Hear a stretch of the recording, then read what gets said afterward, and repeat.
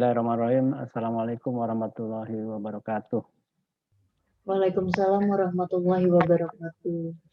Pada sore ini akan membahas tentang kegawatan muskuloskeletal. Ya, ini adalah salah satu pokok bahasan atau topik yang ada pada perawatan gawat darurat di semester ini.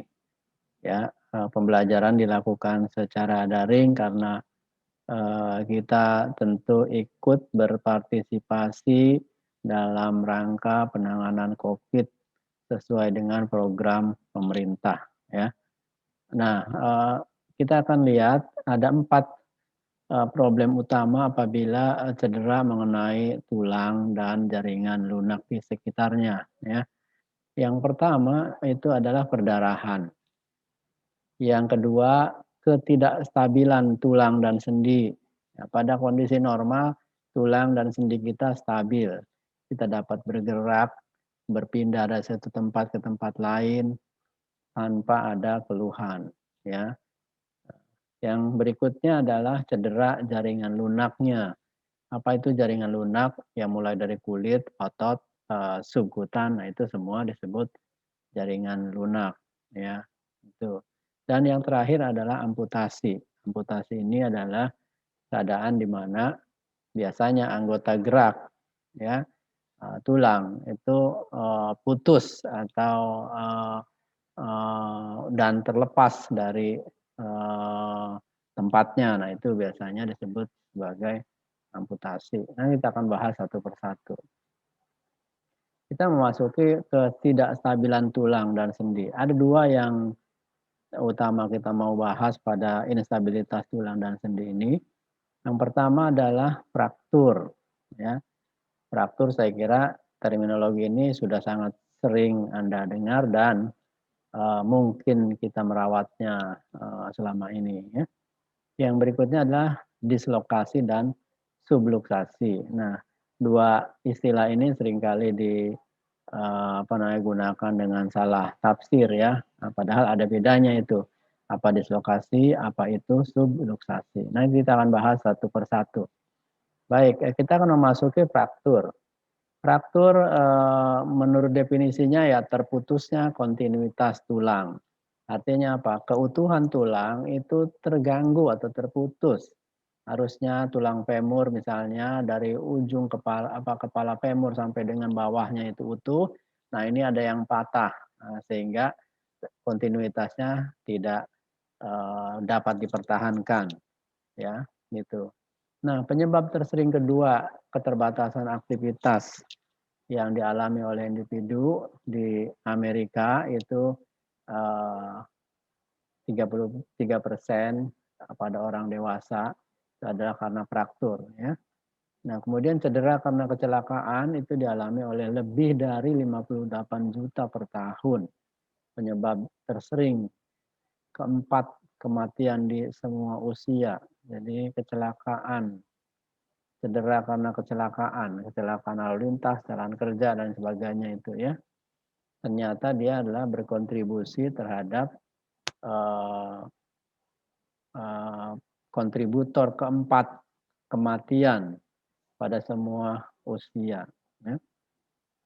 Trauma penyebab kematian di US antara usia 1 sampai dengan 37 tahun. Ya, tiap 6 menit meninggal akibat trauma. Bayangkan tuh tiap 6 menit meninggal akibat trauma. Kalau dalam satu hari satu malam ada 24 jam dikali 60 menit, ya kan gitu. Kemudian dibagi 6, itu udah berapa yang meninggal? Gitu kira-kira ya. Nah, kita lihat tipe fraktur. Jadi fraktur ini digolongkan menurut tipe-tipenya ya. Sebanyak ahli, sebanyak itu pula pengklasifikasiannya. Ya. Ada yang mengklasifikasikan kalau dilihat dari ada tindaknya kontak dengan atmosfer, dengan dunia luar, di luar maksudnya adalah di luar tubuh, itu ada yang membaginya menjadi fraktur tertutup dan fraktur terbuka. Pada gambar ini nih, kompon fraktur itu adalah fraktur terbuka. Oblik fraktur nih yang digambar ini semua nih adalah fraktur tertutup. Apa yang membedakan fraktur terbuka dan tertutup? Dari ada tidaknya kontak tulang ini dengan atmosfer, dengan di luar nih, dengan di luar kulit ini ya. Karena di luar ini adalah udah masuk ke lingkungan luar ya. Jadi pada kompon fraktur itu ada pertemuan tulang ini dengan dunia luar. Ya. Dunia luar artinya di luar otot dan sebagainya atau dan kulit ya. Nah, karena kulitnya robek oleh tulang ini. Berikutnya ada lagi membagi fraktur komplit versus incomplete. Nah ini lebih dilihat dari patahannya. Ya kalau seperti ini nih gambar compound fracture ini itu ya jelas itu adalah komplit ya karena apa? Seluruh bagian tulang ini patah ya komplit gitu. Ya ini juga nih kalau seluruh bagiannya patah ya komplit juga namanya. Ini juga ya. Artinya apa? Tidak ada bagian tulang yang utuh gitu, yang masih nyambung. Itu namanya komplit. Ini juga nih, meskipun seperti ini, oblik kayak gini, ini kalau seluruh tulangnya patah, ya namanya komplit. Gitu. Nah, coba lihat perhatikan yang ini. Ini bisa jadi adalah bukan komplit ya. Simple fracture ini bukan komplit. Kenapa? Karena lihat bagian samping kanan ini, itu tulangnya masih utuh, masih menyatu. Bagian sini nih, ini yang patah. Sementara bagian lainnya ini masih menyatu. Ya gitu. Sama juga kalau misalnya ada tulang seperti ini ya, kemudian, nah gitu, ini tulang, lalu patah gitu, nah gini, ya, gitu, itu juga masih nyatu misalnya sebagiannya gitu ya.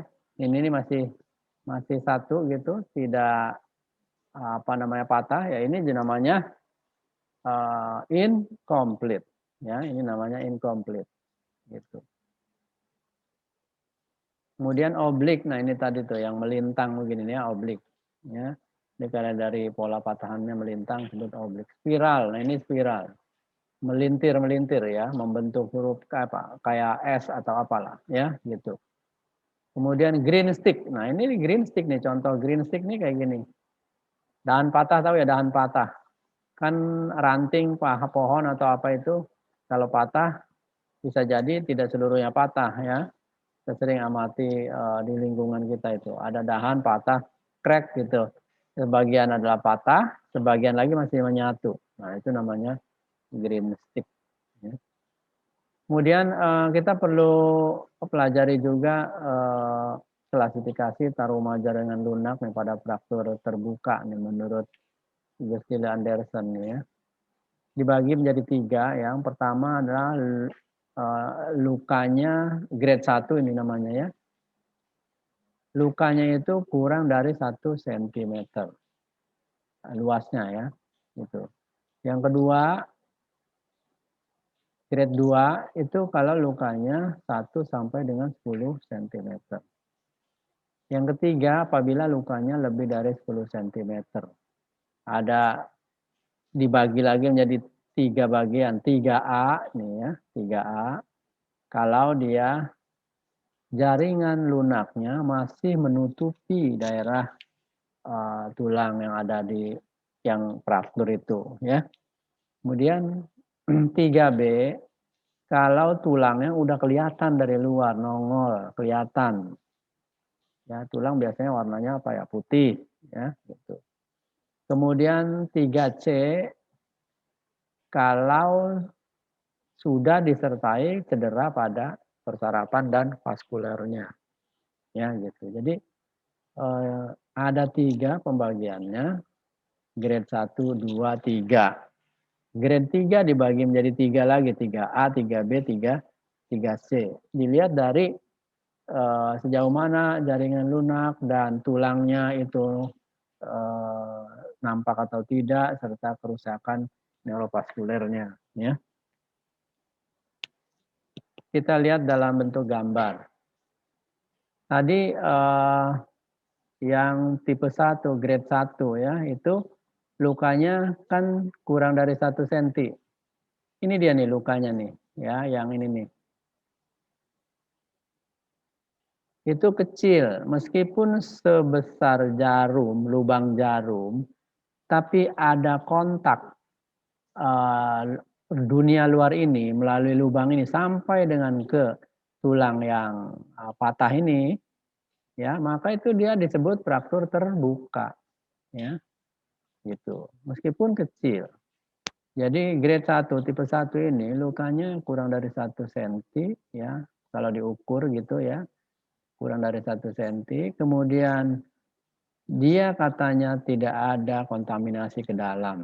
Tapi saya kira tidak ada yang bisa menjamin bahwa tidak ada kontaminasi, apalagi kalau trauma pada lingkungan yang kotor misalnya ya. Saya kira hampir kebanyakan trauma ini ya berada di lingkungan yang tidak bisa kita jamin bahwa itu lingkungan yang bersih ya gitu.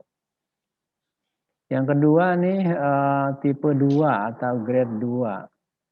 Lukanya lebih dari 1 cm panjangnya, kemudian tidak ada kerusakan jaringan lunak yang luas. Jadi tidak terjadi kerusakan jaringan lunak yang luas. Masih kecil ya gitu. Kemudian tulang juga masih ditutupi oleh jaringan lunak. Kemudian tipe 3A. Ya. Tadi tipe 2 ya. Kemudian tipe 3, 3 dibagi jadi 3A, 3B, 3C atau grade 3A, 3B, 3C. 3A tadi itu lukanya lebih besar. Kita lihat tuh. Ya. 3 itu kalau lebih dari 10 cm. Jadi ini sudah lebih dari 10 cm ya. Kita cari yang paling panjang mana sudah lebih dari 10 cm ya, gitu. Oke. Nah, kemudian tapi apa namanya, jaringan lunaknya ini masih menutupi area fraktur, tulang yang fraktur. Jadi tulangnya belum nampak dari luar, ya. Good soft tissue coverage. Jadi masih jaringan lunaknya masih menutupi dengan baik, kira-kira gitu, ya. Nah, berikutnya grade 3B atau tipe 3B ini lukanya lebih luas, ya. Kemudian tulangnya terekspos, kelihatan. Fragmen tulang tampak kelihatan, ya. Expose bone fragment. Fragmen itu apa? Fragmen itu ya serpian patahan ini. Ada fragmen bagian distal, ada bagian proksimal, ya. Proksimal, distal, gitu ya. Bagian proksimal dan bagian distal. Jadi ini fragmen tulangnya patahan. Dan tulangnya nampak dari luar. Kemudian periosteum juga mungkin akan robek. Ya, periosteum ini yang ini adalah periosteum nih. Ya, ini periosteum. Kelihatan nggak nih? Ya, ini adalah periosteum. Periosteum itu adalah selaput yang membungkus tulang. Ya, gitu. Kemudian 3C selain exposed bone juga dia mengalami perdarahan, ya. Jadi large wound, lukanya besar dengan cedera pada arterinya. Ini lihat ngocor perdarahannya. Jadi kalau ada perdarahan arteri karena putusnya arteri, maka itu masuk ke dalam grade 3C, ya. Dan disertai dengan gangguan neuronya selain vaskulernya. Misalnya sensasinya ke bawah terganggu, tidak bisa merasakan apa disentuh, kalau disuruh gerak tidak bisa gerak begitu ya. Nah, itu apa namanya, bagian ujung masuk ke dalam kategori 3C. Nah, dalam bentuk yang lain, eee, bisa digambarkan seperti ini ya, sama aja dengan yang tadi, Anda bisa baca ini ya. Kemudian ini adalah gambar, fraktur yang terjadi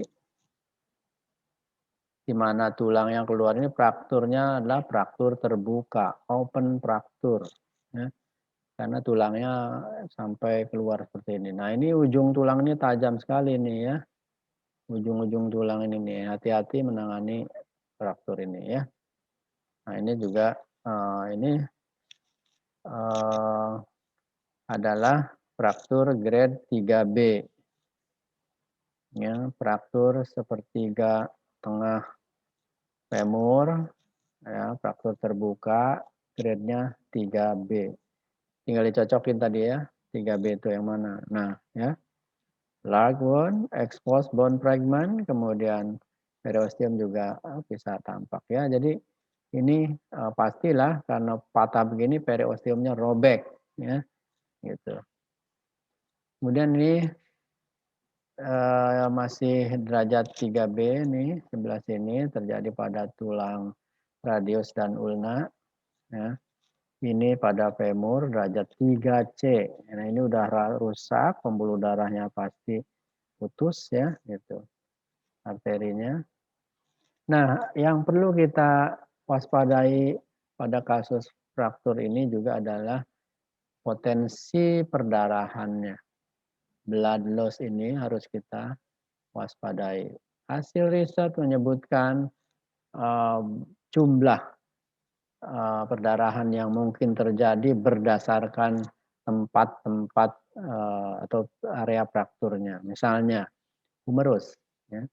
Humerus itu adalah lengan bagian atas ini, namanya humerus. Itu berpotensi perdarahan fraktur di situ bisa mencapai 1 sampai 2 liter. Elbow itu adalah siku ya, itu potensi perdarahannya 0,5 sampai 1,5 liter. Forearm, lengan bagian bawahnya, itu 0,5 sampai dengan 1 liter. Pelvis, nah 1,5 sampai 4,5 liter. Bayangkan, karena pelvis ini tulang-tulang dan di sekitarnya ada banyak pembuluh darah, jaringan lunak yang berpotensi rusak sehingga menimbulkan perdarahan dan bisa terjadi perdarahan mencapai 4,5 liter. Bayangkan itu ya. Nah, ini sangat berbahaya, mengancam keselamatan atau nyawa pasiennya. Kemudian hip itu 1,5 sampai 2,5 liter. Femur 1 sampai dengan 2 liter. Knee lutut 1 sampai dengan 1,5 liter. Tibia 0,5 sampai 1,5 liter. Ankle 0,5 sampai 1,5 liter. Spine, rib, iga, tulang belakang itu sampai dengan 3 liter. Kenapa kok besar kali ini iga-iga tulang belakang? Karena iga ini tulang belakang ini tulangnya adalah jenis spongiosa. Spong bone, bukan SpongeBob. Spong bone. Tulangnya berbentuk spon. Ya. Spongiosa gitu. Apa itu tulang spongiosa ini? Tulang spongiosa ini tulangnya lebih lunak daripada tulang di bagian kebanyakan di bagian luar tulang-tulang lain, tulang-tulang panjang itu terdiri atas compact bone. Jadi bukan spongiosa. Ada spongiosanya, tapi dia biasanya ke bagian dalamnya ya. Jadi sebagian lain adalah compact bone.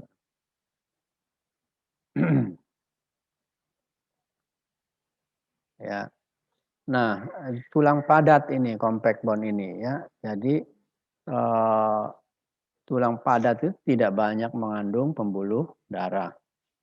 Beda dengan spongiosa. Spongiosa ini sangat banyak pembuluh darah di situ, Maka kalau ada patah tulang di situ berarti potensi perdarahannya lebih lebih banyak. Maka itu spine, iga meskipun kecil itu potensi perdarahan bisa 1 sampai dengan 3 liter ya.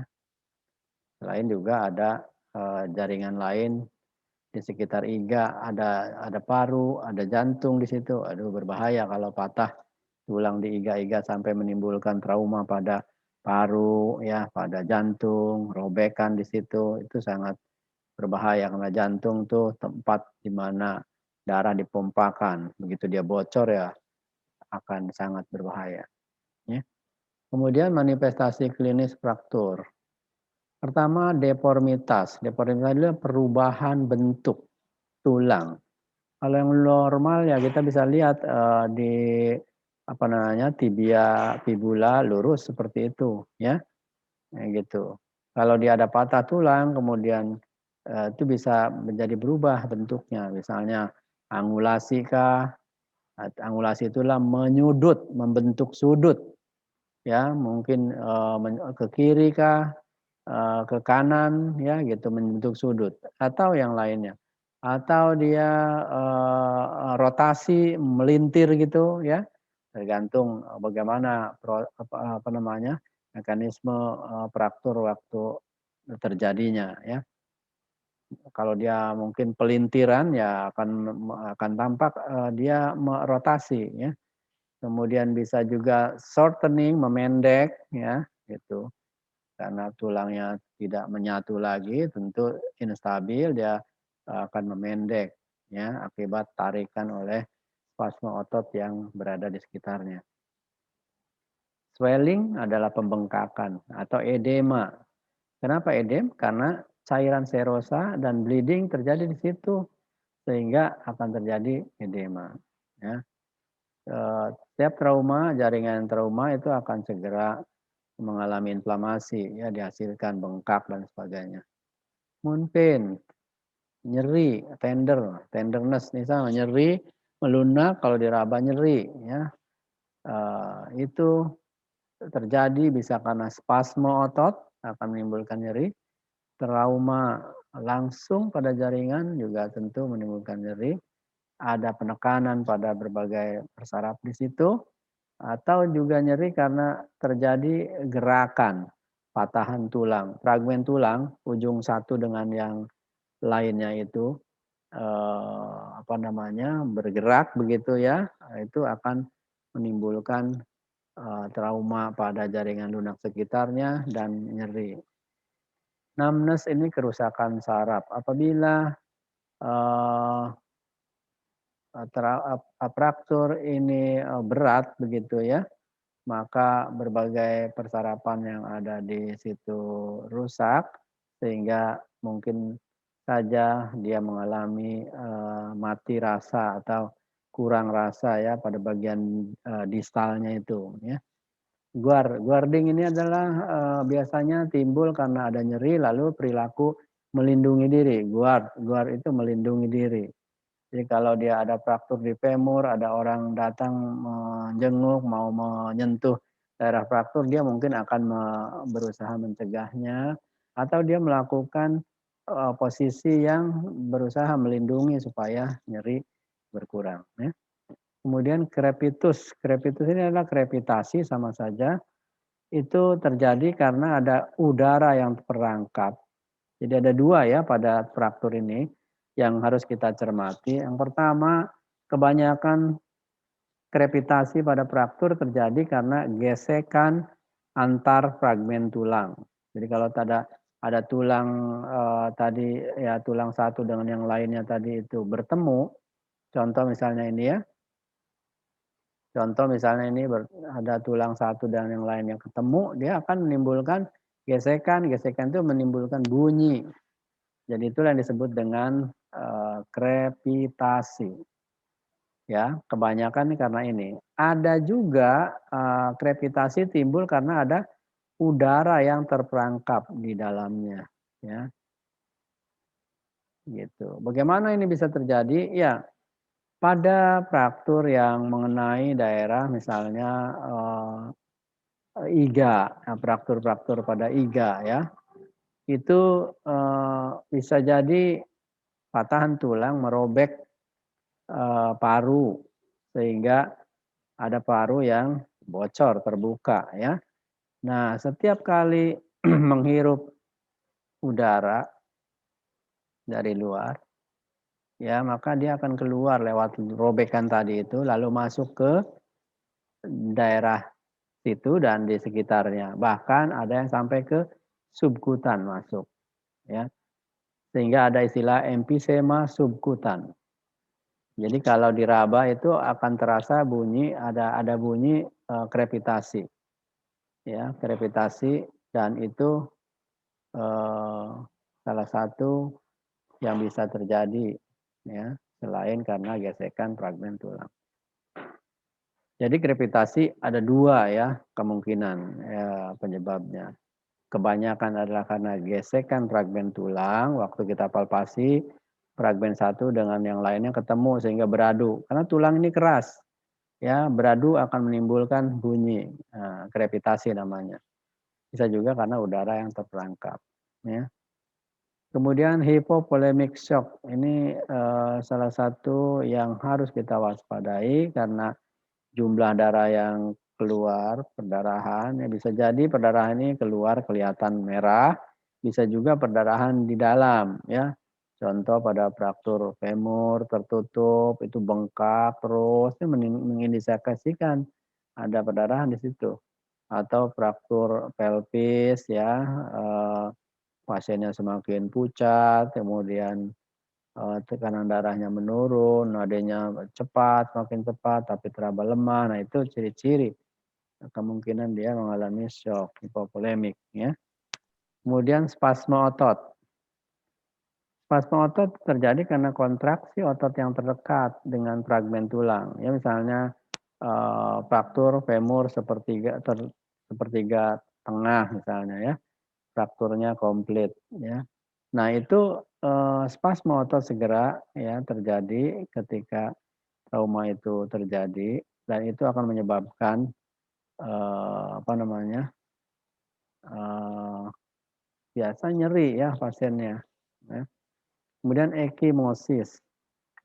Ekimosis ini karena ada ekstravasasi darah di subkutan. Jadi fraktur merobek pembuluh-pembuluh darah yang ada di tulang maupun di sekitarnya, kemudian darah akan keluar lalu dia kumpul di, subkutan, maka akan nampak dari luar warnanya agak kebiruan gitu, ekimosis ya. Kalau perdarahannya di permukaan kulit pasti akan merah warnanya ya. Ini karena di bawah sudah ada lapisan subkutan, di atasnya ada, apa namanya, dermis ya, di atasnya lagi ada epidermis sehingga warnanya sudah berubah menjadi kebiruan. Kalau dia lebih ke permukaan tentu akan warnanya merah ya. Kemudian komplikasi fraktur. Ada banyak komplikasi fraktur yang perlu kita waspadai. Yang pertama, compartment syndrome. Compartment syndrome ini salah satu kegawatan yang harus segera ditangani sebab kalau tidak terancam nekrosis pada bagian distalnya dan itu harus dilakukan amputasi. Ya, jadi oleh karena itu ini penting diwaspadai compartment syndrome ini. Berikutnya adalah shock. Ya, shock karena blood loss ya.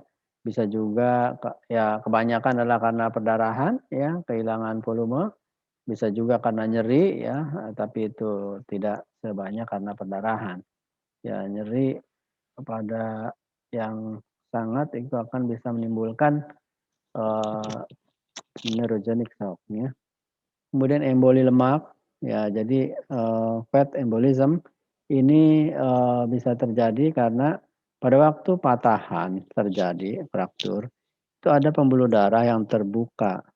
Kemudian di tulang itu ada sumsum tulang, itu isinya adalah lemak, ya.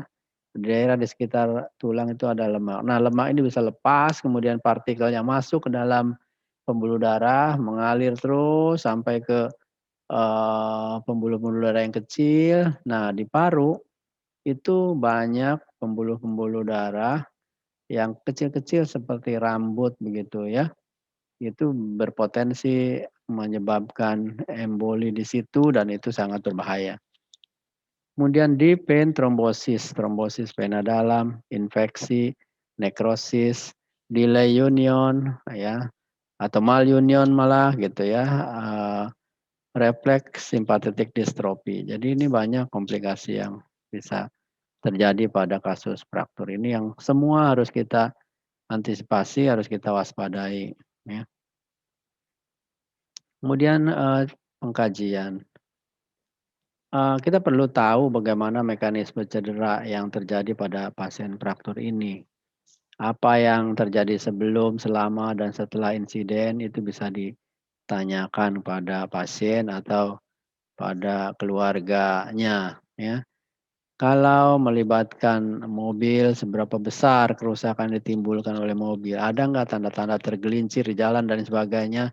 Ini akan menunjukkan seberapa besar sih trauma yang terjadi dan dampak kemungkinannya pada, korbannya ya. Kemudian untuk luka tikam seberapa besar, ukuran pisaunya ini juga penting. Fraktur kan bisa juga terjadi karena dibacok gitu senjata tajam ya. Saya pernah merawat pasien dengan fraktur tulang belakang itu karena dibacok ya. Gitu, yang lainnya ada yang putus tangannya, amputasi juga karena dibacok juga ya. Jadi, banyak, fraktur yang terjadi karena, senjata tajam. Semua informasi itu penting untuk bisa memahami cedera yang dialami oleh pasien. Nah, selanjutnya kita akan lihat, pengkajian primer ya. Pengkajian primer itu adalah mengkaji airway, breathing, dan sirkulasi. Jadi airway, ya, breathing, dan sirkulasi. Ditujukan kepada apa? Kepada kondisi yang mengancam hidup, yang mengancam nyawa. Misalnya jalan napas itu harus dipastikan jalan napasnya bebas. Itu harus diperiksa, ya ada sumbatan atau tidak. Ada sumbatan di jalan napas akan ketahuan dari ciri-cirinya, perubahan dari bunyi, napasnya akan kedengeran ya. Mungkin juga akan nampak ada sumbatan di situ ya, jadi airway ini harus dipastikan bebas dari sumbatan. Kemudian setelah airway bagaimana bernapasnya, breathing-nya. Breathing-nya ya, breathing-nya spontan tidak, ada sesak tidak. Respiratory rate-nya berapa? Respiratory rate-nya. Penggunaan otot bantu digunakan apa tidak? Ya, bunyi napasnya bagaimana? Adakah gargling, snoring, dan sebagainya? Ya, itu. Kemudian setelah itu sirkulasi. Kita perlu tahu perdarahan ada terjadi atau tidak, nadinya, tekanan darahnya, capillary refill time, warnanya pucat atau tidak. Nah, itu semua harus segera diperiksa dalam waktu yang cepat ya. Jadi pengkajiannya itu harus cepat di situ. Segera bisa kenali airway, breathing, sirkulasi. Karena ini sangat mengancam kalau ada problem, di sini ya, sangat mengancam kelangsungan hidup kliennya. Jika tidak ada kondisi yang mengancam hidup, barulah lakukan pengkajian sekunder. Jadi yang pertama dilakukan adalah pengkajian primary assessment, primary survey atau pengkajian primer yang dikaji airway, breathing, dan sirkulasi. Baru setelah itu yakin tidak ada ancaman nyawa di situ kita bisa lakukan pengkajian sekunder. Apa itu? Ya diperiksa yang lain-lainnya, ada bengkak, laserasi, abrasi, hematom, warnanya, pergerakannya, deformitas, krepitus. Kalau pasiennya sadar ya, tanyakan sensasi nyeri ada tidak ya, status neurovaskuler ekstremitas bagian distal juga perlu kita periksa, otot-otot yang terlibat. Periksa pulsnya, pergerakannya, sensasinya. Puls itu adalah nadinya. Kalau fraktur itu daerah femur, di bawahnya itu ada yang bisa kita raba di popliteal misalnya. Kemudian di bawah di tibia itu di bawahnya ada, nadi dorsalis pedis misalnya, itu kita perlu periksa ya, gitu. Termasuk sensasinya, pergerakannya, bisa nggak coba gerakan, jari-jari kakinya gitu. Pada fraktur yang terjadi di tibia, fibula, atau sampai dengan femur misalnya, kita harus pastikan bagian distalnya itu, mampu bergerak. Kita harus cek itu ya, gitu. Kemudian juga sensasinya, diraba, ada enggak dia merasa disentuh atau kalau dengan, di pinprick test ya, ditusuk gitu, diberi rangsa nyeri, terasa apa enggak gitu ya. Kemudian kita juga perlu mewaspadai perdarahan di arteri ya, pengkajian perdarahan di arteri ini penting ya. Kenapa? Karena arteri itu adalah, eee biasanya kan dia, pembuluh darah yang mengalir mulai dari jantung terus ya, ke seluruh tubuh. Nah itu harus dipastikan ya, teridentifikasi selama pengkajian primer tadi. Ya berarti mengkaji sirkulasi itu harus memastikan kita tahu ada nggak perdarahan arteri. Dan, diatasi setelah airway breathing-nya stabil ya. Semua tipe perdarahan biasanya mudah dikenali, tapi kadang-kadang ada yang susah diketahui jika pasiennya menggunakan pakaiannya berwarna gelap ya, atau di bagian-bagian yang tersembunyi ya. Untuk itu maka dalam pemeriksaan ini biasanya, pakaian harus dilepas ya, kebanyakan digunting tuh kalau dia pakai jin ya misalnya ya, fraktur di femur. Kalau dicopot itu berpotensi menimbulkan trauma lain, kan berbahaya. Jadi daripada dicopot ya mending digunting aja ya, biar tidak menimbulkan trauma akibat penanganan. Nah ya, gitu. Kemudian perhatikan pembengkakan yang terus meningkat pada bagian ekstremitas. Ini mengindikasikan, perdarahan, arteri ya. Jadi pembengkakan terus-menerus pada bagian ekstremitas bisa jadi indikasi ada perdarahan di arteri internal. Kemudian estimasi kehilangan darah ini, tidak mudah ya, kadang susah dilakukan, terutama satu kalau warna pakaiannya gelap, kemudian terabsorpsi melalui permukaan bawah saat pasien berbaring, ya gitu. Dan, larut mungkin karena air atau waktu kejadian, ada hujan ya, sehingga mengalir seluruhnya. Jadi sulit kita memperkirakan berapa banyak. Kemudian lakukan pengajian cepat potensi kehilangan darah melalui ekstremitas yang trauma, ini penting untuk menilai penurunan perfusi dan terjadinya shock. Tadi beberapa informasi yang tadi potensial blood loss itu ya, itu memandu kita untuk selalu waspada yang ini ya. Nah ini, memandu kita untuk selalu waspada ya, kalau pasien saya datang dengan perdarahan pelvis gitu ya, maka saya harus waspadai kemungkinan terjadinya perdarahan sebesar kehilangan darah sebesar 1,5 sampai 4,5 liter gitu. Ini sangat mengancam kelangsungan nyawa pasien. Jadi, slide ini menunjukkan kepada kita untuk segera mewaspadai kemungkinan-kemungkinan kehilangan darah ini. Maka itu penting untuk mengetahui kalau masuk pasien ke UGD misalnya dengan kecelakaan atau dengan fraktur, itu harus kita pastikan frakturnya itu di daerah mana, ya gitu. Karena itu nanti akan erat kaitannya dengan potensi perdarahan yang bisa terjadi. Kemudian mana tadi, ini udah ya. Semua tipe perdarahan biasanya mudah dikenali, tapi kadang-kadang susah diketahui kalau menggunakan pakaian gelap, bagian sembunyi ya. Untuk itu semua pasien pakaiannya harus dilepas. Ini tadi sudah, kemudian ini sudah ya. Ini udah. Lalu, lakukan pengkajian cepat potensi kehilangan darah ini tadi barusan, kita sudah dipandu oleh, beberapa lokasi perdarahan dan lokasi fraktur dan kemungkinan jumlah darahnya yang akan keluar ya akibat perdarahan.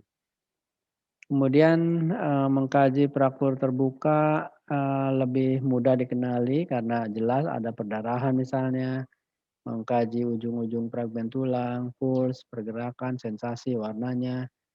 Fraktur tertutup ada bengkak biasanya ya, tidak nampak, perdarahan ngocor dari luar, seperti pada fraktur, eee, apa, fraktur terbuka ya, gitu, kelihatan jelas. Tapi kalau fraktur tertutup kan nggak kelihatan perdarahannya. Tapi bisa kita kenali ada perdarahan di situ kalau satu misalnya, eee, bengkaknya meningkat, nyerinya meningkat gitu ya, tekanan darahnya semakin menurun gitu, nadinya mengalami perubahan gitu. Nah kemudian pemeriksaan lab dan diagnostik apa yang diperlukan? Biasanya diagnosis fraktur itu bisa ditetapkan dengan mengkaji riwayat ya, riwayat penyakitnya. Bisa juga melalui pemeriksaan fisik, baru setelah itu dikonfirmasi dengan, pemeriksaan radiologi misalnya X-ray anteroposterior dan lateral gitu ya, bone scan, blood test, urin, mioglobin.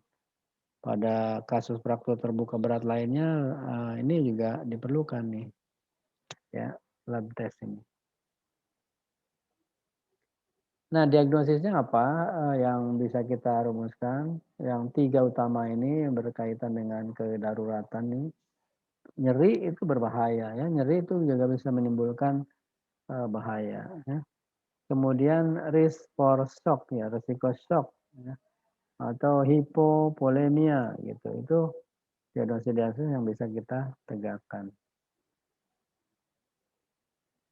Kemudian bagaimana manajemen ekstremitas yang cedera? Yang perlu diperhatikan pada manajemen trauma ekstremitas ini yang pertama manajemen kondisi yang mengancam jiwa. Jadi harus dikelola kondisi-kondisi yang mengancam jiwa. Seperti tadi perdarahan, napasnya tersumbat, ya, tidak bernapas itu harus diwaspadai. Yang kedua, manajemen kondisi yang mengancam anggota gerak. Misalnya terancam amputasi anggota geraknya ya karena, misalnya dia bekerja ternyata, lengah gitu terpotong tangannya oleh alat potong, mesin alat potong. Nah itu akan berbahaya ya. Jadi, mengancam keselamatan anggota gerak. Kemudian manajemen semua kondisi lain kalau waktunya memungkinkan ya. Ini untuk manajemen kondisi yang mengancam jiwa, kalau ada perdarahan ya, atasi perdarahan. Kemudian lakukan manajemen syok dan segera transportasi ke rumah sakit terdekat. Nah, manajemen untuk yang suspek fraktur, ditujukan untuk beberapa hal ini. Yang pertama, hentikan perdarahan dan atasi, syok, ya. Kemudian imobilisasi ekstremitas yang mengalami cedera. Jadi imobilisasi itu artinya dijaga supaya jangan banyak pergerakan, dibuat imobil. Setelah itu direevaluasi. Jadi kalau sudah kita lakukan imobilisasi, segera dievaluasi apakah, imobilisasi ekstremitas yang cedera itu tadi berjalan efektif atau tidak, ya, gitu. Kemudian perdarahan. Perdarahan ya definisinya tentu keluar darah dari pembuluh darah ya sehingga kelihatan, kebiruan kalau perdarahan internal atau merah kalau perdarahan eksternal ya. Kemudian yang kedua kemampuan tubuh untuk berespon dan mengontrol robekan, ini juga berkaitan dengan ukuran pembuluh darahnya, kemudian faktor pembekuannya. Kalau dia mengalami gangguan pembekuan, perdarahan akan berlangsung lama ya, gitu. Kemudian kemampuan pembuluh darah untuk spasme, ya kalau dia bagus, pembuluh darahnya masih lentur dan sebagainya, dia akan membantu ya. Kemudian berpotensi shock ya pendarahan ini, oleh karena itu harus segera diatasi. Nah, pertolongan pertama untuk mengatasi perdarahan, yang pertama dibalut tekan. Jadi begitu ketemu ada perdarahan di situ, ya segera balut tekan. Kemudian meninggikan bagian luka di atas jantung. Misalnya yang luka itu adalah di daerah apa namanya tangan, ya gitu. Radius patah misalnya, tulang radius. Nah, kemudian ada perdarahan di situ ya. Setelah dibalut tekan, ya kalau masih aja rembes gitu, tinggikan. Tinggikan itu di atas permukaan jantung. Yang ketiga, penekanan pada titik-titik tertentu di dalam tubuh kita itu ada, nanti kita akan contohkan. Kemudian kompres es ini bisa juga ya pada apa namanya perdarahan yang kecil itu masih bisa dikendalikan dengan ini. Tapi kalau yang besar sulit ya gitu. Nah, pilihan terakhir adalah tourniquet. Tourniquet ini masih kontroversial. Beberapa yang tidak mengizinkan tourniquet, ada juga yang membiarkan saja. Ya, tourniquet ini memang dia bisa menghentikan perdarahan, tapi total ya ketika di tourniquet maka aliran darah ke area distalnya itu tidak terpenuhi. Ya, kalau tidak terpenuhi berarti akan kekurangan oksigen pada jaringan itu dan nanti akan nekrosis gitu. Itu makanya kontroversi.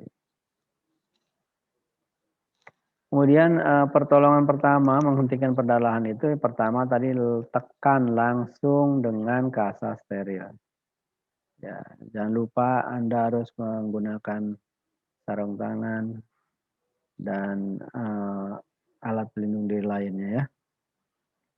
Kalau jika darahnya merembes terus, jangan diganti itu kasa yang sudah ditempelkan tadi itu, tetapi tambahkan dengan kasa lain. Kalau perdarahan lebih berat atau masih terus terjadi, maka tinggikan bagian luka di atas jantung. Kalau masih perdarahannya berlanjut, jadi perlu ditambah kasa dan ikat ya agar menimbulkan efek penekanan. Nah, dengan menekan daerah yang perdarahan, maka diharapkan berhenti perdarahannya ya. Kemudian jika penekanan langsung terus meninggikan bagian luka, melakukan pembalutan, gagal menghentikan perdarahan, apa yang mau dilakukan? Lakukanlah penekanan kuat pada titik-titik tertentu di antara luka dan jantung. Ya. Kemudian dapat pula dikompres es dengan tekanan langsung. Jadi ini beberapa cara mengatasi perdarahan.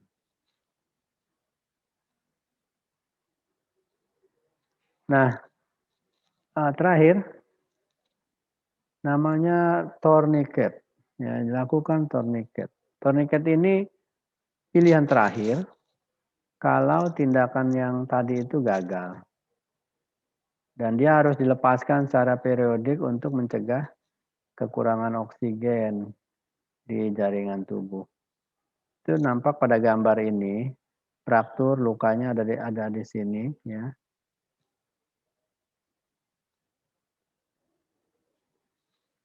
Lukanya dari sini ya. Kemudian pasang sekitar 5 cm di atas area ini untuk harus dilepaskan secara periodik untuk mencegah kekurangan oksigen di jaringan tubuh. Ini kalau ini diputar terus dia akan berhenti aliran darahnya ke ujung sini ya. Berhenti aliran darahnya ke ujung sini. Kalau nggak dikendorin lagi ya dia akan kekurangan oksigen, lama-lama nekrosis gitu. Jadi ini harus dilonggarkan secara periodik sambil terus dibawa ke pusat pelayanan kesehatan terdekat ya. Kenapa? Karena kalau tidak itu mengancam kelangsungan hidup.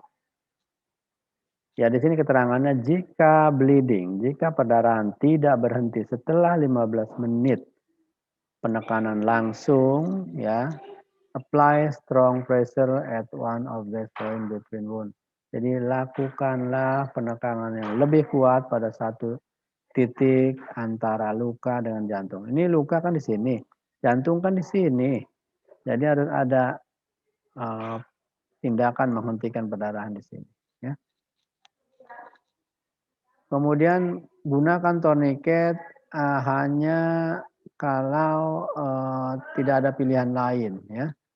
Jika perdarahan tidak bisa di-stop, tidak bisa dihentikan, dan situasinya mengancam kelangsungan hidup, maka tourniquet dilakukan. Saya membaca si riset pada saat perang Irak itu ada 1.000 responden terlibat dalam penelitian ini. Ya, kemudian saat terjadi perang itu ada yang terluka dan sebagainya. Itu separuh atau sekitar 500-an dilakukan tourniquet. Kemudian separuhnya lagi dilakukan dengan cara-cara yang lain, bukan tourniquet. Ternyata hasilnya lebih banyak yang selamat pada tindakan dilakukan tourniquet. Sehingga nyawa prajurit waktu itu bisa selamat gitu ya. Tapi tourniquet itu dilakukan ya pada situasi yang gawat seperti itu ya. Jadi kalau sekarang di mana fasilitas pelayanan kesehatan banyak gitu ya, saya kira balut tekan kemudian sambil diantar pasiennya ke rumah sakit supaya cepat ditangani itu lebih baik ya. Gitu. Segera rujuk ke rumah sakit terdekat. Ini adalah cara melakukan tourniquet ya, jadi sekitar 5-10 cm dari atas area fraktur dan perdarahan itu diikat ya. Kemudian cari kayu atau apapun ya, alat yang keras yang bisa digunakan untuk memutar ini ya. Sudah diikat lalu diputar, ini putar ya. Diputar sampai kemudian kencang dia akan berhenti perdarahannya. Tidak ngocor lagi ya gitu. Tapi ini berhenti juga aliran darah ke sini ya gitu. Oleh karena itu dia harus dikendorin lagi sambil terus dibawa ke rumah sakit terdekat. Bagaimana pemilihan treatmentnya pada fraktur ini? Tergantung tipe fraktur, lokasi fraktur, cedera lain, ya gitu. Dasar treatmentnya itu adalah reduksi dan imobilisasi, ya gitu. Nah, kalau ada perdarahan, atasi perdarahan, atasi nyeri, ya mungkin diberi narkotik, ya untuk mengatasi nyeri dengan cepat, ya. Kemudian antibiotik ini diperlukan sebagai profilaksis, terutama kalau fraktur terbuka dan kompleks. Nah, berikutnya jangan lupa imobilisasi. Ini penting karena imobilisasi ini satu mencegah terjadi trauma lebih buruk, ya. Bisa jadi trauma pada fraktur pada tibia fibula awalnya fraktur tertutup. Tapi karena perlakuan imobilisasinya tidak benar sehingga dia bisa bergerak dan kemudian terjadi fraktur terbuka akhirnya ya. Karena tulang itu tajam kalau patah dia bisa merobek otot-otot maupun jaringan lunak sekitarnya. Kemudian imobilisasi bisa dilakukan dengan berbagai cara, bidai, kemudian traksi pakai gips atau pembedahan bisa ORIP, open reduction, internal fixation atau open reduction external fixation. Jadi ada banyak caranya. Kemudian bisa dengan reduksi tertutup, reduksi terbuka, ya, dengan traksi, splinting itu bidai, ya, gips, ya, fiksasi internal, fiksasi eksternal, pakai brace, amputasi, kombinasi, bisa gabungan beberapa gitu ya. Ini adalah cara memasang splint, air splint ya, udara isinya. Jadi ini patahan ya, kemudian direposisi dulu, ditarik sana, tarik sini ya, sampai dia kembali lurus. Nih lihat kembali lurus tulangnya, fragmennya, baru kemudian ini dipasang ya, ini dipompa, diberi udara sini sampai dia berfungsi sebagai immobilizer ya, mengimobilisasi, berfungsi sebagai splint, air splint ya. Ini adalah back slab ya yang bisa dipakai, ini bisa terbuat dari gips ya. Kemudian di bandage ya, dipakai apa elastik bandage ya, perban elastik. Nah, ini tadi adalah ini OREP ya, open reduction external fixation. Jadi nanti patahan ini tadi dibor ya, dibor ini sehingga akhirnya terjadi seperti ini bentuknya ya. Kemudian dislokasi dan subluxasi. Nah, keduanya ini terjadi di dalam sendi ya, dislokasi maupun subluxasi. Dislokasi itu ujung-ujung tulang dalam sendi mengalami displace dan permukaan sendinya hilang kontak. Jadi lepas dia dari permukaan sendi. Sementara kalau subluxasi hanya sebagian dari permukaan sendi yang hilang kontak. Nanti masih melekat di situ ya, sebagian.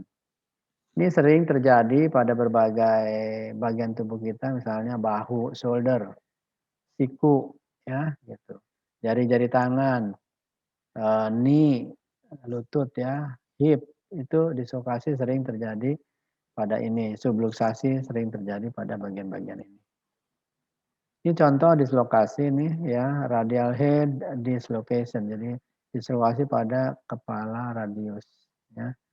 Karena tarik misalnya copot ya kan bisa ya gitu. Ini adalah elbow ya, di dislokasi ke arah belakang. Ini harusnya ada di sini ya gitu.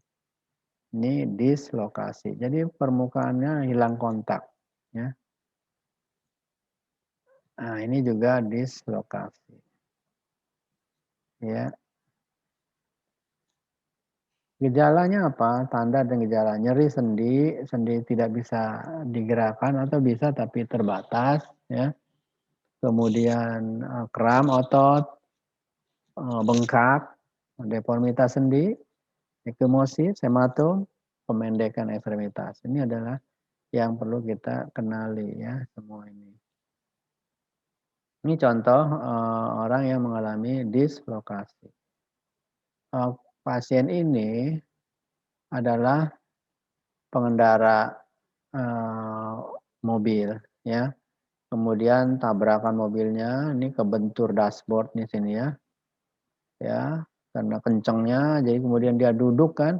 Ini mendorong ini kemudian lepas dia head femur lepas dari tempatnya sendinya. Sehingga ini nongol ini ya. Gitu.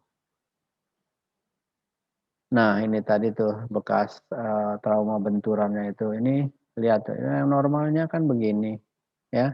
Ini lepas dia dari tempatnya sehingga nonjol gini. Nah, apa yang mau dilakukan kalau menemukan pasien mengalami ini? Yang pertama, spleen, sendi dan ekstremitas. Spleen itu bidai tadi tuh, spleen ya. Kemudian beri anestesi relaksan otot, diberikan intravena ya. Kemudian relokasi atau reduksi sendi, imobilisasi sendi. Kalau bahu pakai sling, kain gendong. Siku juga pakai kain gendong. Pergelangan tangan pakai splint, bisa pakai sling. Jari-jari pakai splint. Ini juga pakai splint ya. Tidak mungkin ini digendong, kain gendong ya. Nah, ini adalah sling, arm sling, ya. Ini ada di toko ini, tinggal beli ya, di apotek. Ada beberapa ukuran. Nah, kalau tidak punya ini ya bikin aja dari kain, ya. Caranya seperti ini. Jadi ada fraktur di sini misalnya atau ada trauma lain ya, supaya dia bisa istirahat, pakai ini. Ya, dililitkan, kemudian ini ditarik ke sana, ikat di sini. Nah, berikutnya adalah sindrom kompartemen. Jadi ini juga harus diwaspadai, ini bahaya ya, mengancam keselamatan ekstremitas. Sindrom kompartemen ini adalah salah satu komplikasi fraktur. Jadi ekstremitas kita itu mengandung jaringan otot di dalam ruang yang tertutup, dikelilingi oleh membran. Membrannya ini tidak punya kemampuan meregang ya sampai maksimal ya gitu. Nah, kalau ada trauma, crash, injure, fraktur, terbuka, tertutup atau kompresi pada area ini maka bisa menyebabkan perdarahan, bengkak. Kalau ada perdarahan, bengkak di dalam ruang tertutup, maka tentu akan menimbulkan tekanan. Tekanan yang meninggi kalau sampai lebih dari 30-40 milimeter Hg ini akan menyebabkan pembuluh-pembuluh yang ada di situ terkonstriksi, ya, menyempit atau menutup, ya, pembuluh darahnya, sarafnya. Terjadi bisa pada hitungan jam sampai 6 hari pos cedera itu masih terancam kemungkinan sindrom kompartemen, ya. Harus diwaspadai dengan mengenali gejalanya. Yang awal itu adalah nyeri dan parestesi, ya. Nyeri dan parestesi.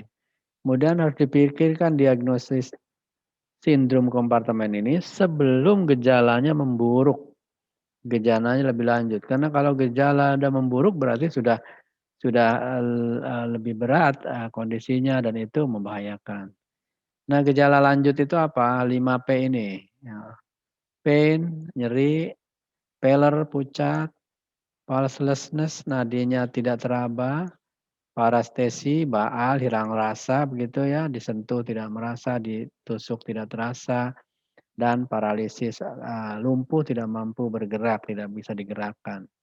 Nah, itu yang 5P ini perlu selalu diingat. Pain, pallor, pulseless, parestesi, paralisis. Ya, gitu. Ini adalah pasien yang dulu saya pernah rawat ini. Ibu-ibu 27 tahun, dia naik sepeda motor, kemudian tertabrak Metro Mini, terlindas itu apa namanya kakinya ini ya. Di femur sana itu ada fraktur, fraktur femur ya. Kemudian di sini ada trauma, fraktur tidak, tapi apa namanya trauma berat juga di sini.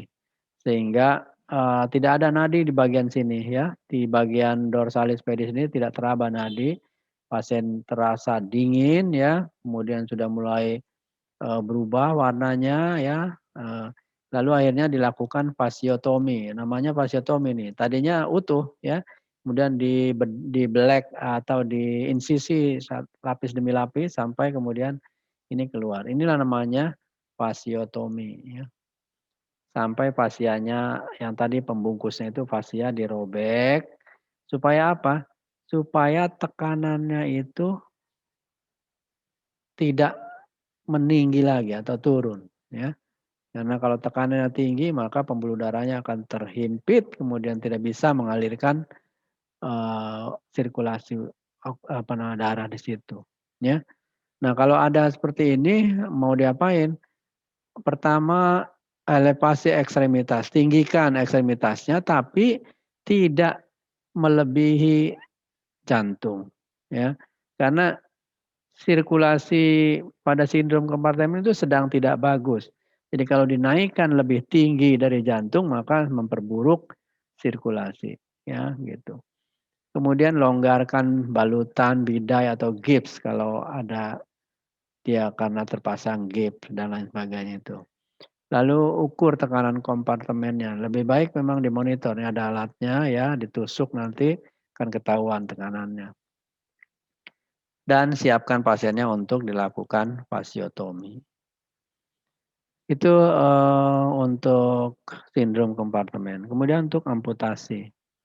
Ini adalah gambar menunjukkan amputasi ya. Ya, kemudian ini amputasi. Ini amputasi, ya, amputasi. Bagaimana, menangani amputasi ini? Yang pertama, atasi perdarahan aktif, karena putus pasti ada perdarahan banyak, ya. Bilas stam dengan cairan normal salin, ya. Tutup stam dengan kasaster yang dilembabkan, ya, dilembabkan dengan normal salin dan lalu ditutup. Tinggikan ekstremitas, beri obat analgetik, rawat bagian yang terpotong, kumpulkan bagian yang terpotong, bilas pembuang kontaminasi, bungkus dengan kasa steril kering atau yang sudah diberikan normal salin, NaCl. Jangan mencuci dengan air karena bisa menyebabkan maserasi. Ya. Tempatkan di dalam kantong plastik yang tertutup, kemudian masukkan kantong yang ada bagian tubuhnya tadi itu ke dalam es, ya, gitu. Tulis identitas pasien, kirim ke tempat yang terdekat pasien maupun bagian tubuhnya tadi itu, ya. Jangan lupa identitasnya. Kalau kecelakaannya cuma satu, tidak repot. Tapi kalau kecelakaan massal dalam satu bus ada 40 orang, banyak yang amputasi, bingung gitu, ya. Jadi harus dicatat agar tidak tertukar. Sling dan splinting, ini adalah cara untuk menangani itu ya. Ini bagaimana membuat sling, splint ya. Ini, ini gambar-gambarnya banyak, saya kira Anda bisa kunjungi video-videonya yang menunjukkan bagaimana melakukan ini semua ya, gitu. Ini untuk daerah, fraktur pada daerah rahang ya, jaw fraktur ya. Ini untuk, sling pada fraktur collarbone ya, gitu. Kemudian terakhir nih spinal cord injury. Ya, jadi spinal cord injury ini adalah, cedera pada tulang belakang yang perlu mendapat perhatian, perlu diimobilisasi untuk mencegah supaya tidak mengalami kelumpuhan seumur hidup atau bahkan kematian akibat cedera di medula spinalisnya. Tulang belakang itu di dalamnya ada medula spinalis ya. Itu, tempat di mana komunikasi persarapan terjadi di situ ya. Kalau itu terganggu berbahaya, pasien bisa berhenti napasnya ya, sehingga sangat mengancam kelangsungan hidup. Kemudian tempatkan pasiennya pada long spine board. Long spine board ini adalah, alat yang bisa dipakai untuk membaringkan pasien di situ ya, pada kasus-kasus di mana kita perlu mengimobilisasi tulang belakang dari mulai leher sampai ke bawah. Nah, kemudian kalau mau minda dan apa itu harus dilakukan log roll, ya, log roll. Jadi log roll ini adalah menggerakkan pasien dengan bersama-sama, ada komandonya, kemudian mempertahankan selama proses itu, dipastikan tulang belakang dari mulai leher, kepala itu terus sampai ke bawah, lumbal itu, lurus dia, sejajar ya, tidak boleh menekuk. Jadi pada, imobilisasi spinal, proteksi itu adalah prioritas. Yang penting proteksi. Kalau kita mencurigai saja ada trauma spinal, tindakan kita yang utama adalah memproteksinya. Jangan sampai, menimbulkan banyak pergerakan di situ dan itu berbahaya. Yang deteksi itu yang kedua ya. Jadi pertama segera proteksi. Pastikan, tidak terjadi banyak pergerakan di daerah itu dengan cara imobilisasi. Ya, kalau di leher pakai kolar, rigid yang kaku ya. Kalau kolar itu ada macam-macam, neck collar itu ada yang soft, ada yang rigid ya. Yang aman itu adalah yang rigid. Kemudian low roll tadi itu, lalu rigid transportasi board, board tadi itu apa namanya? Long spine board. Atau juga ada juga long back board gitu ya. istilahnya itu sama aja orangnya ini. Barangnya sama aja. Nah, ini adalah long spine bore ini, ya, yang kuning ini, yang ini nih ya, atau yang ini.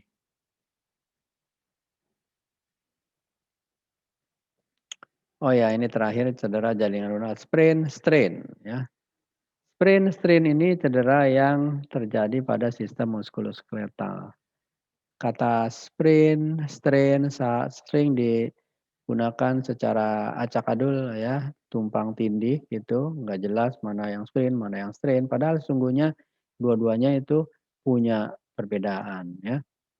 Kita lihat. Kalau sprain itu adalah cedera yang melibatkan peregangan, robekan pada ligamen. Ingat, sprain itu pada berkenaan dengan ligamen ya, ligamen. Anda tentu paham kan ligamen itu apa? Ya, beda dengan tendon ya, gitu. Ligamen adalah serat yang kuat, fleksibel, menghubungkan tulang satu dengan tulang lain. Nah, ini ditonton nih, contoh nih, tulang, ini tulang yang satunya, ini tulang yang lainnya, ya, telapak kaki kita itu. Nah, itu ligamen itu menghubungkan ini dengan ini, tulang satu dengan tulang lain. Itu namanya ligamen. Kalau ada trauma di ligamen ini robek misalnya atau tidak robek, regangan yang berlebihan itu menimbulkan nyeri dan keluhan lain ya. Ketika suatu ligamen mengalami tarikan yang terlalu jauh atau robek, maka sendi akan nyeri dan bengkak. Nah, ini contoh ya, gitu. Nih. Jadi kerusakan berat pada ligamen atau kapsul sendi ini menyebabkan tidak stabil sendinya. Gejalanya nyeri, inflamasi, bengkak, kebiruan, beberapa kasus tidak bisa digerakkan. Ya.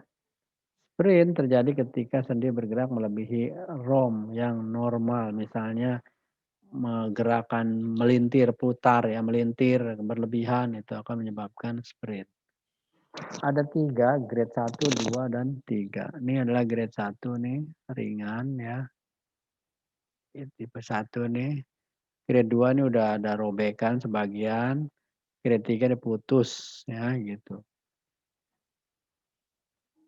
Itu tadi sprain pada ligamen. Kalau strain itu pada otot dan tendon ya gitu. Jadi beda. Terjadi ketika regangan pada kontraksi otot yang mendadak ya.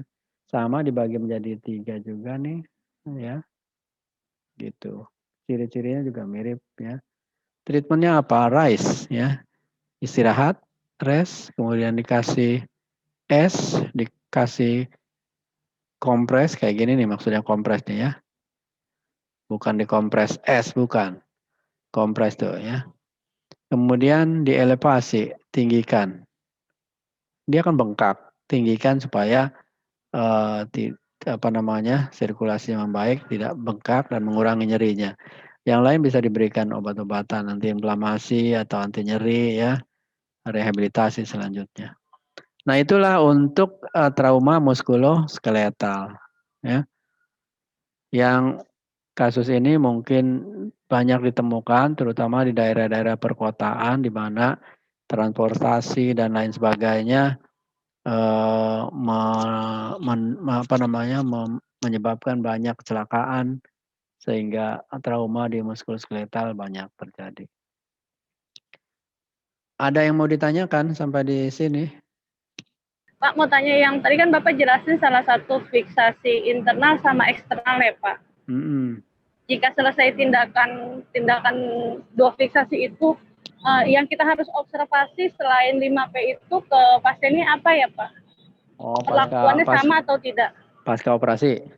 Iya Pak. Yang pertama ya pasca operasi segera yang harus dimonitor ya tingkat kesadarannya, ya kan pengaruh anestesi sudah membaik apa belum. Kemudian setelah selesai itu bisa dipantau membaik ya, hemodinamiknya yang lain itu harus diamati, diobservasi. Kemudian di daerah tempat operasi itu juga perlu diperiksa Kalau eksternal fiksasi kan dia kelihatan ya di bagian luar, fiksatornya itu ya.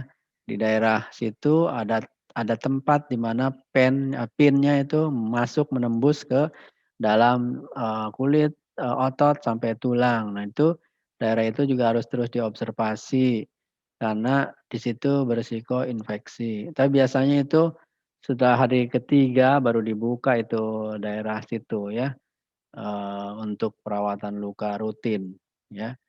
Artinya, sudah tidak berada pada posisi kegawat daruratan itu, sudah selesai ya. Kegawat daruratannya ketika penanganan yang, utamanya belum dilakukan. Nah itu di situ, tempat kejadian sampai dengan ke UGD, itu posisinya di sini yang harus kita waspadai.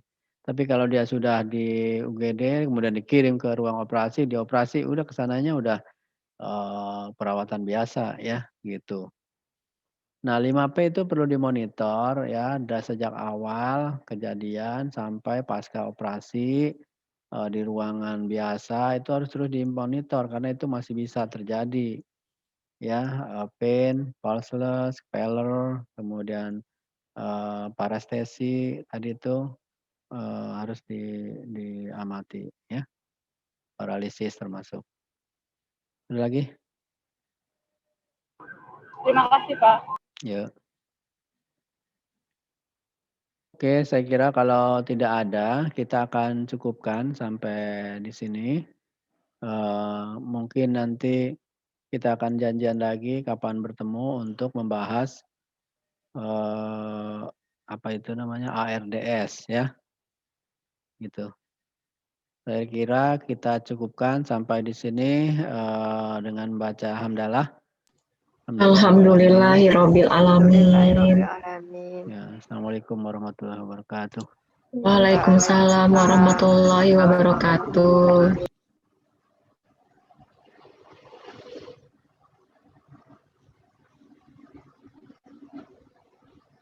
Oke, yuk kita akhiri dengan sama-sama baca hamdalah. Alhamdulillahirabbil alamin. Alhamdulillahirobbilalamin. Assalamualaikum warahmatullahi wabarakatuh. Waalaikumsalam warahmatullahi wabarakatuh. Terima kasih Pak. Yuk.